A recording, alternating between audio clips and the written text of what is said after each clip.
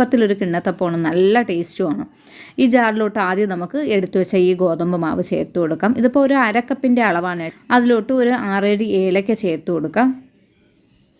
അടുത്തതായി നമുക്ക് തേങ്ങാപ്പാൽ ചേർത്ത് കൊടുക്കുക. അപ്പോൾ നല്ല പച്ച തേങ്ങയുടെ അരമുറി തേങ്ങയുടെ പാലാണ് ഞാൻ എടുത്ത് വെച്ചിരിക്കുന്നത്. അപ്പോൾ അത് നമുക്കൊരു 3/4 ഭാഗത്തോളം ഒഴിച്ചു കൊടുക്കാം. ആവശ്യമെങ്കിൽ വീണ്ടും ചേർത്ത് കൊടുക്കാവുന്നതാണ്. അത് കഴിഞ്ഞ് ഇനി അടുത്തതായി നമ്മൾ ഉരുക്കി തണുപ്പിച്ച് വെച്ചിരിക്കുന്ന ശർക്കര ചേർത്ത് കൊടുക്കാം.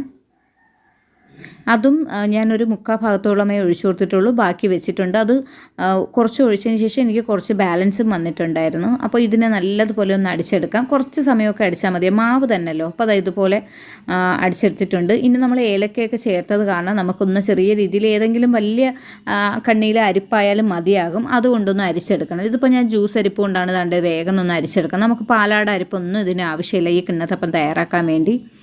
അപ്പോൾ ഇതുപോലെ